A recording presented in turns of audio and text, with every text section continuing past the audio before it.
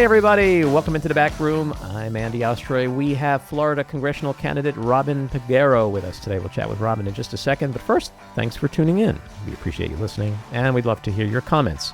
So email us at backroomandy@gmail.com and or post on our social media, and we'll read some feedback next time. And if you like the podcast, please rate and review and follow or subscribe, and you'll be notified every time we post a new episode. So, Robin Peguero is running for Congress in Florida's 27th District. He's a writer, lawyer, professor, and former federal prosecutor and political aide. He also served as the investigative counsel on the Select Committee investigating the January 6th attack on the U.S. Capitol. And he is the author of 2 fiction novels, With Prejudice, which is a legal thriller, and One in the Chamber, a political murder mystery. Robin, welcome into the back room. Thank you so much for having me. So you are running for Congress in Florida's 27th District, ultimately challenging Republican Representative Maria Elvira Salazar. Should you win the primary, of course. Before we get into the campaign, give us some insight into your very impressive background. Well, my parents are immigrants. So I'm the son of immigrants. My father is from the Dominican Republic, my mom from Ecuador. And the very first thing they did when they got to this country, they enlisted in the U.S. Army. That's where they met, fell in love, and had my sister and me.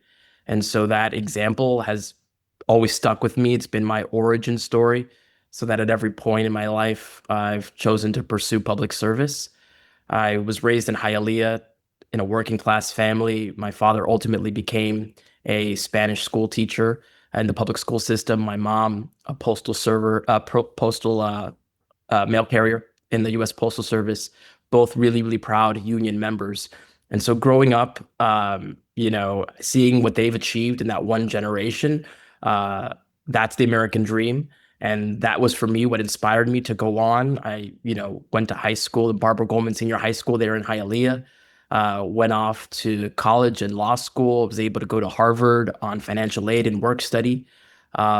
And then eventually I, came back home to be a homicide prosecutor here in Miami. I did that for 7 years. And I was tapped to be a lawyer on the January 6th committee. So I worked in D.C. Investigating the first non-peaceful transfer of power in our country's history. Since then, I've just been in my community, teaching, writing, and now running for Congress because of what's going on in the country. Leaders, politicians like Maria Elvira Salazar aren't really paying attention to what people are demanding they pay attention to, which are rising costs, and instead focusing on taking away people's health care and standing by while our neighbors are deported, people without criminal histories, and being deported without due process. So I am focused on that right now. And you've also been a political aide. I have. I started off after college working in the U.S. House. Then I moved over to the Senate. As I said, lawyer on the January 6th committee. That was a part of a House investigation and ultimately ended up chief of staff for a member of the House. So I've had quite a number of years working in Congress, learning sort of that federal landscape. Mm-hmm. And you're a writer? I am. I've been a writer since I was a little boy. I have distinct memories of being on the playground. Everyone else is running around, and I was in a corner writing stories in my notebook. And so ever since I was younger, that's been my, outlet, creative expression outlet. And I've had the amazing opportunity to publish 2 books with Hachette Books. They're fiction, one a legal thriller, one a political thriller. So that's been amazing. And one of your books is called One in the Chamber, which is a political murder mystery, which, the way things seem to be going in this country, that could end up being a nonfiction book at some point in the not too distant future. Yeah, really, unfortunately, I, was working on it while I was a lawyer on the January 6th committee. And of course, when you're a fiction writer, you're seeking to entertain. But behind that, I really wanted to raise the alarm on the normalcy of political violence in our country. Mm-hmm. A lot of people in my community, which is many people who've come from Venezuela or Cuba, fled their countries because of political violence and persecution. And unfortunately, in this country, we've a little bit normalized it, given all the pardons that the January 6th insurrectionists received from the president, indiscriminately, right? Folks, everyone from people who invaded the Capitol, but to people who actively assaulted and harmed police officers, 170 such officers who were injured during the riot. So it's been unfortunate seeing that change in the thinking on political violence in this country. And so, what was the moment where, amidst this very illustrious career, you sat back and said, that House of Representatives, that bastion of congeniality and productivity and bipartisanship, I want some of that. When did you decide that this was the thing you needed to and wanted to do? Yeah, earlier this year, I think it's been watching what everyone in the country is watching with this president and the lawlessness that has taken over. In particular, the way that folks in that House of Representatives, the Republicans, are acquiescing and standing by while he does these things, right? We have people, as I mentioned, in my community who are being plucked off the streets and thrown into a detention center in the Everglades, folks who without criminal records, folks who have contributed to this country, who have paid their taxes, who often have children who are American born, and they're getting swept up without due process. And to see my representative, because I live in this community and Congresswoman Salazar is my representative. She's my voice in Congress. To see time and time again her, compare the president to Lincoln, say that he's going to do to immigration what Lincoln was for slavery, an awful analogy, a horrible analogy, and one that shows the lack of seriousness that she has for this issue. She said the other day, he gets it, quote unquote, and that it has nothing to do with her, what the immigration policy of this country is. And to me, I figure, if you don't want to do the job, then step aside. That is your job. Absolutely. To call out the president, to defend the people in your community who are being terrorized, who are being harmed actively by his policies. And certainly not to, on top of that, to add insult to injury, to vote to take away people's health care, all for the purposes of giving billionaires and corporations tax giveaways. I just seeing what my representative in Congress was doing made me angry enough to figure that I should be challenging her. Someone needs to be talking about these issues and calling her to task. And you're a young guy, 39, right? That's right. Tell us why Congress needs more young legislators. I think that, if we're going to, excite young people in this political process, they need to see people like themselves in their generation representing them. I do think it becomes very isolating. It isn't very relatable for young folks who we really want to become a part of our system, to be civic minded, to see that the only people representing them in Congress are folks who are, in their 70s or 80s. We really need to pass the torch on to a younger and newer generation. We're the ones right now who are struggling day to day, middle class families, young people trying to save enough money for a house, right? My parents, having come from impoverished countries, working class family, they were able to own a home. When I was younger in Hialeah growing up. And now people are pushing that decision later and later. They're renting for longer because housing prices are just through the roof, because they're being assaulted on all fronts in terms of gas and groceries and insurance and rent. It's far too much. And so if we have folks who are having that lived experience right now, we can actually tackle the problem instead of just seeing the same old people be up in Washington, not doing anything about it. So let's stick with that for a second, because you mentioned affordability, and that is an issue which is something that's propelled someone like Zohran Mamdani in New York City in the mayoral race, and it's also an issue that does really speak to the concerns of young people in America today, and others, of course. So the cost of living in Miami and surrounding areas has skyrocketed, just like other parts of the country. What specific federal policies would you pursue to tackle this housing crisis in terms of affordability? We need to build more affordable housing units. That's going to drive the price down. So if we invest in that, if we give tax incentives to folks who are looking to purchase their first home, that'll help. There's a lot of vacant apartments. And that's the thing that's really concerning too, right? Because we need more affordable housing, but some people say there are units sitting in Brickell that are empty.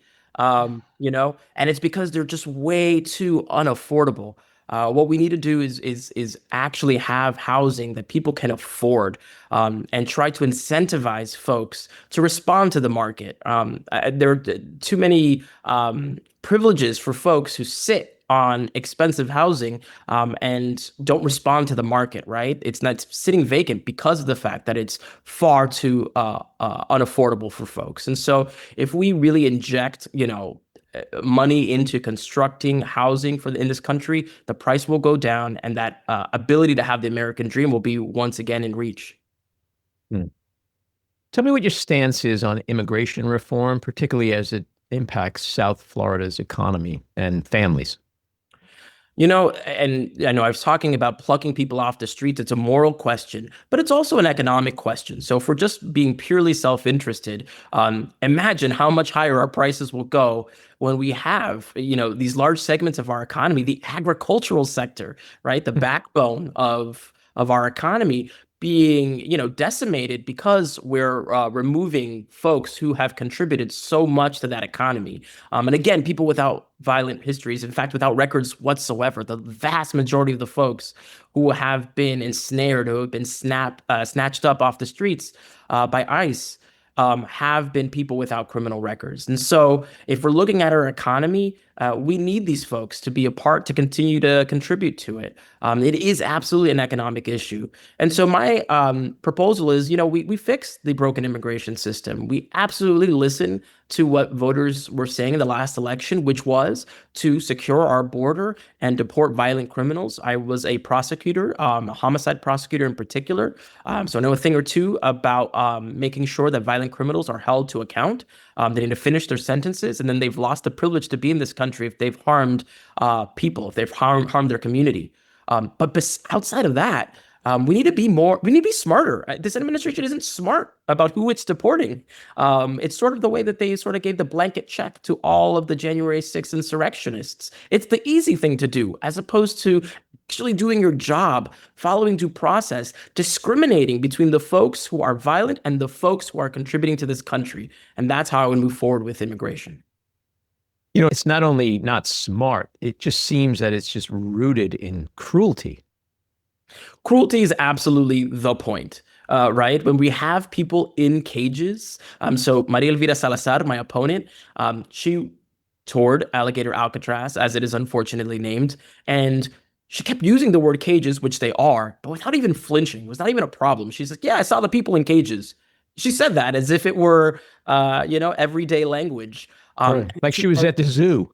Exactly. Well, zoo is the perfect analogy, right? Because she mentions that, oh, they even have a little place with grass so they can exercise, right? So they can run around. It's awful. Oh, A boy. nightmare. And she actually used the phrase pretty good, that the conditions in there were pretty good. Again, cages and pretty good. When I'm a congressman, I won't be talking about human beings like that. And I certainly won't be using the word cages without flinching. That's a dark mark on our history, having that detention center where we have the Secretary of Department of Homeland Security, dressing up, doing gimmicks, holding photo ops. That's not treating the issue seriously whatsoever. And that's what the American people want. I think you're not the only one, obviously, who has those concerns, because if you look at Trump's overall approval, if you look at the fact that one of his signature issues is immigration, he's completely underwater.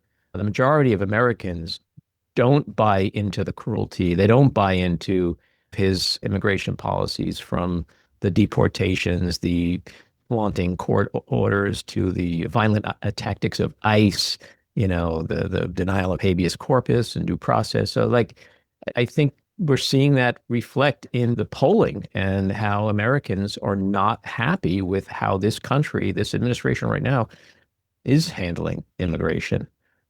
Absolutely. People didn't vote for this. And I don't want Democrats to take the wrong lesson from the last election and say, we need to be Republican light. We need to lean into the cruelty. We need to also be hard on immigration, or tough on immigration. We got to be tough in the smart ways, right? Sure. Country, we have borders, secure them, throw funding at the border, help ICE agents at the border. But the other part of the American story, the American dream, is the rule of law. It's the process that we all follow to get to a result that we believe to be legitimate. So as a prosecutor, I was happy with a guilty or not guilty, whatever the jury returned, as long as we followed the process. That's what gave it legitimacy. What those 6 men or women in Florida, 12 in most states, decided was the act of justice, right? Because that's the way our system is founded. And unfortunately, right now, it's lawlessness. It's due process being thrown out the window. And that's not at all what folks wanted. And so I'm leaning into it. I'm happy to call out the Congresswoman for standing idly by while her community is suffering, while people's TPS is being revoked. And just as you mentioned, these tactics, arresting judges, right? There was that one judge that the DOJ went after.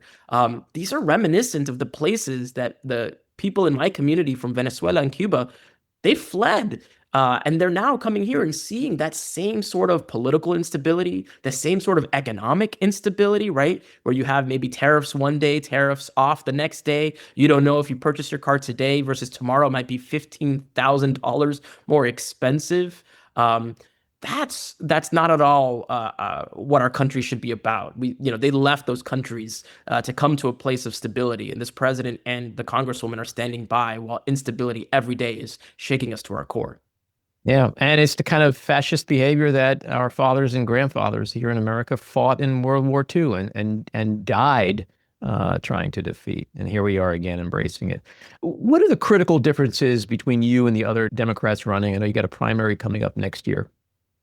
Well, one big difference is that I represent demographically the district. It is a 70% Hispanic district. It's actually the largest share of Hispanic people currently represented by a Republican in the House of Representatives. And I myself, as I mentioned, am Latino. But more so than that, I, speak Spanish. My parents taught it to me growing up. And we got to meet voters where they are. I don't think it's enough to have our English language words be dubbed or translated by somebody else. There's a loss in the disconnect there, right? And if our voters are getting their information from Univision, Telemundo, or Spanish radio, we got to meet them there. We got to be there. We can't, we're almost forfeiting the argument by allowing the congresswoman, to spew her lies and, defend the president, her dear leader, who she adores, much like she's spoken fawningly in the past about Fidel Castro, right? This is a new sort of, wannabe autocrat that she's showing loyalty to as opposed to her constituents.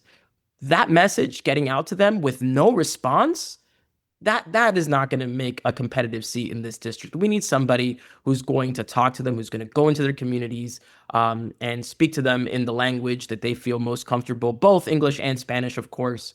And that's what I bring. The other thing I'll say is, as I've mentioned, I've done public service my whole entire life and not been a politician all my career, right? This is the first seat I'm ever running for. But at every point, I wanted to serve my community by helping keep it safe as a prosecutor, by investigating, the anti-democratic plot that the president and other folks tried to execute on January 6th, leading to so much violence, being directed at both parties, Mike Pence being chanted outside the Capitol building, this dark moment in our history.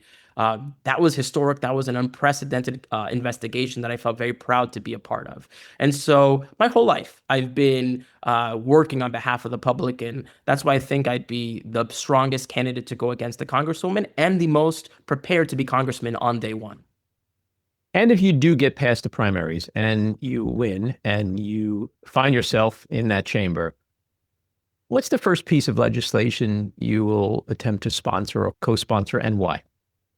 I would love to do more of the drug price negotiation. When we had the House, the Senate, and the presidency, Democrats were able to limit insulin, right, to $35 a month. This is life-saving treatment, and folks were having to choose between eating and their medication. That's a false choice, right? We need our seniors to be able to thrive and survive and not have to make those difficult choices. And when you have price gouging by corporations, by drug companies mainly, who have a monopoly in essence. There's no competition there. That's the market not working. I think the market is the solution. The market will work to lower prices or to stabilize prices.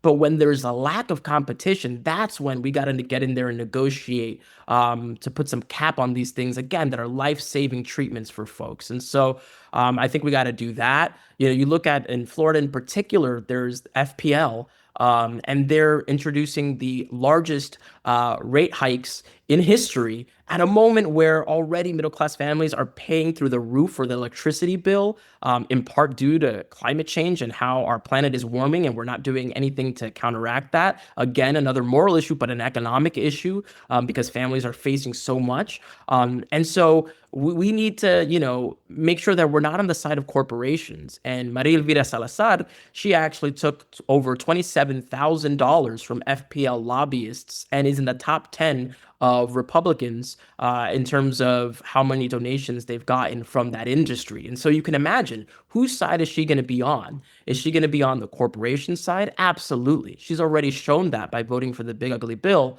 that she's in it to give tax giveaways, to redistribute income from the poor to the wealthy. So I was going to ask you what you think the single most consequential vote Salazar has cast that you would have voted differently. Is it what I call the big ugly ass bill? That's a better term. I'll let you say it though. Yeah, I think that is absolutely the worst. And it's because it is the redistribution of wealth, which is hilarious to me. And it's actually mortifying. But, I was named after Robin Hood, actually, by my then 5-year-old sister. Really? Yeah. It was her favorite cartoon at the time. The cartoon. I love that your parents let your 5-year-old sister name you. Yeah, That's there you awesome. go. Yeah, it's probably because they figured she had a better handle on the English language. And so they were like, let's get a name. It could have been worse. You could have been, your name could have been Deputy Dog. Exactly. I appreciate her taste in cartoons. Because it's a good movie. It's a good cartoon. So Robin Hood, right? And what does Robin Hood do? He steals from the rich to give to the poor. The Congresswoman is basically Robin Hood in reverse. She steals from the poor to give to the rich. The CBO just came out with a study. All the bill did was make the poor poor. It made the supremely rich richer.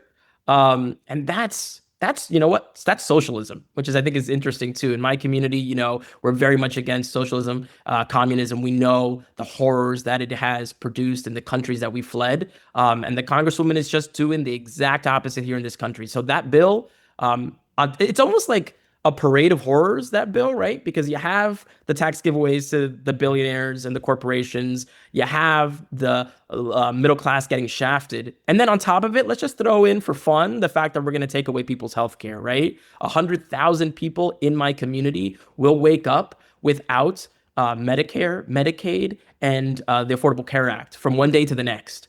That's 1.9 million people in Florida overall. That's insanity. At the very least, government should do no harm, and it's actively harming its citizens.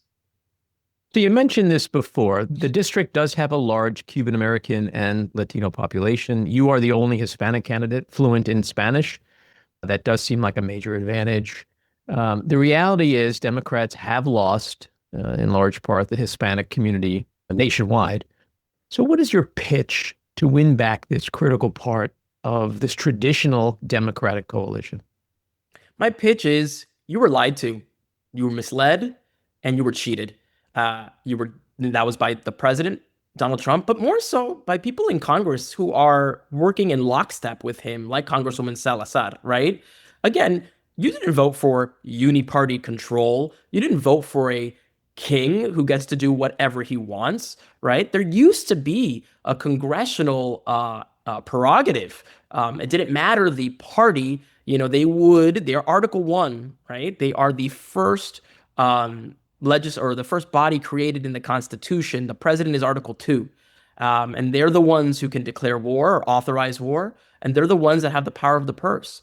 And what we see is complete slavishness to the president. We see the Congresswoman completely acquiescing her role whatsoever. And so I tell them, look, This is not what you voted for. You wanted people to be laser focused on prices, reducing those costs. You wanted your leaders to focus on that. Instead, they're not focusing on that. You wanted secure borders and you wanted the deportation of violent criminals. You did not want your friend, your neighbor, your colleague of 30 years who is a good, upstanding person to be swept up in vans by ICE and thrown into a detention center in the Everglades. So we're happy to have you.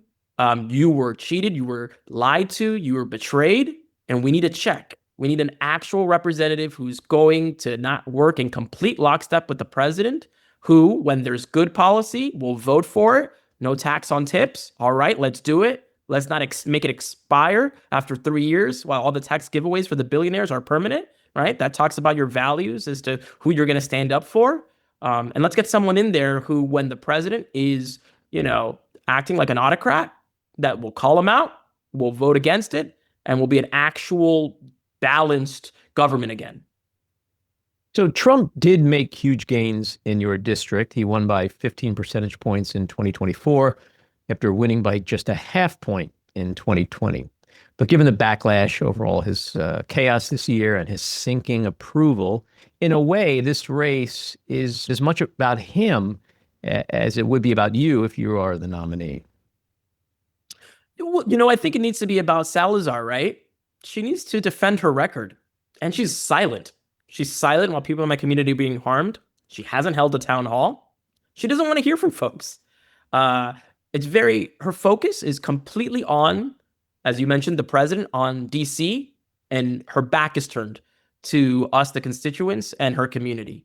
I think even folks who voted for the president want to have a balanced system, want to have people in the House who are going to call him out and who are going to really look out for them and their day-to-day struggles, right? They're paying the price for the fact. But I guess what I'm asking is, because I think we're saying the same thing. Yeah. It's hard to look at Salazar or any Republican running in this country without making a direct connection to the fealty that they have to Trump, because the pitch really is, if you vote for Salazar, you're really voting for Trump, because she's just going to rubber stamp everything, or continue to rubber stamp everything that he puts before Congress.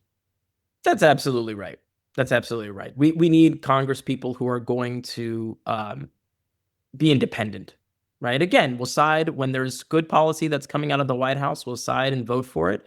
But when there's bad policy, we'll actively talk against it and vote against it. So I think that's absolutely right. The incumbent needs to defend her record, and she should be fired, given how poorly she's been doing as a congresswoman. Mm-hmm. As a former prosecutor, I'm sure you have a lot of thoughts on Trump's assault on democracy and the rule of law.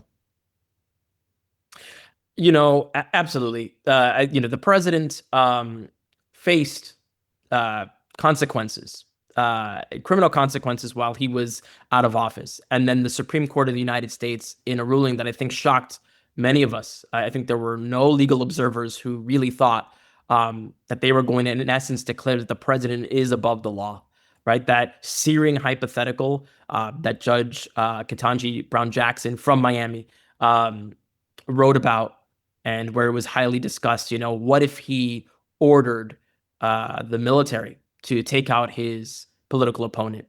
And lawyers for the president had to say yes, because that would be an official act. Obviously, he's using the military. And the ruling that they were pursuing, and that actually Chief Justice Roberts ended up penning, was that you could not be prosecuted for any official acts, no matter how egregious. That is wild. And so what I think is most concerning is the president is doing what he always does, which is pushing the boundary of the law. He has a soft spot in his heart for dictators around the world. That's how he sees America. That's how he would love to rule America. And the truth is, the people who have been elected to be his check and balance need to do their jobs. He's going to be Trump. People voted for him, I think, because of prices, because of the economy. And what folks in Congress need to do now is stop the lawlessness. Judges in the district and circuit level have been playing that role. Alligator Alcatraz, right, the construction been paused temporarily, and we'll see if it'll become permanent. So there are people in this democracy that are standing up, that are fighting for it. And so I want people not to lose hope about that. We just got to keep fighting. The more we become apathetic, the more we'll descend into autocracy. So I'm optimistic about our future in this country. I agree with you. My nickname is Optimistic Andy. There you go. Anything else you'd like to add about your campaign? I'm just really excited to get out there and really listen to folks. She's not listening. I'm going to go to every part of the district. I'm going to go into the Republican parts. I grew up in Hialeah. It is a very Republican conservative city. I worked in a prosecutor's office, which can be a conservative workplace. And I, presented in front of juries. And when I was trying to convince them of the facts, I didn't care if they were Democrats, Republicans, or independents. I was going to meet them where they are. So that's going to be the spirit of my campaign. I'm going to meet people where they are in every community in the both languages. And we're going to win this seat back for the Democrats.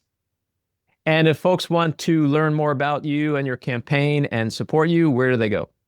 My website is my last name, Peguero. Peguero is P as in Peter, EGUERO for Miami.com. Terrific.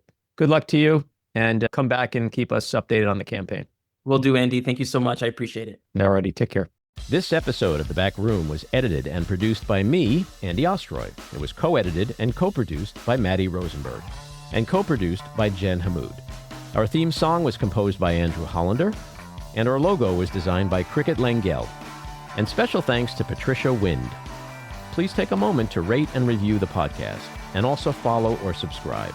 Until next time, keep your eyes on Washington, Hollywood, and your own backyards, and have a great week.